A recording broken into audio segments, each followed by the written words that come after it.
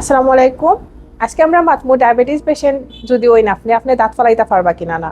আপনারা অনেকে খুব চিন্তা করেন যে আমার ডায়াবেটিস, আমার তো দাঁত ফালানি খুব দরকার, ডেন্টিস্টে কইছেন বাট আমি দাঁত ফালাইরাম না, আমি ডরাইরাম আমি যদি ডায়াবেটিসের কিছু হয়। তো আজকে আমরা ও বিষয় লইয়া একটু মাততাম চাইলাম। আপনার যদি ডায়াবেটিস থাকে, আপনার যদি 7 পয়েন্ট কি 11 পয়েন্টের ভিতরে থাকে, নর্মালি আমরা যেটা মেশিন নিয়ে যেটা আয় তাইলে ওইলে আপনি পুরোপুরি সেফ, আপনি দাঁত ফালাইতে পারবা। আর যদি এতে কি বেশি থাকে তাহলে ওই লোকে আপনার ডাক্তারের আগে থেকে কিছু প্রিকশন লইবা, যে ওই লোকে আপনি দাঁত ফালাইতে পারবা কিনা না। তারা এক্সট্রা কিছু ঔষধপত্র আপনার দিতে পারেন, বা আপনার ইনসুলিন ওই লোকে আপনার ডোজ বাড়তে পারে বা ডোজ কমতে পারে। আর আপনার খুব বেশি দরকারি জিনিস যেটা, এটা হইলো আপনি দাঁত ফালাইবার আগে আপনি খালি পেটে আইবা না।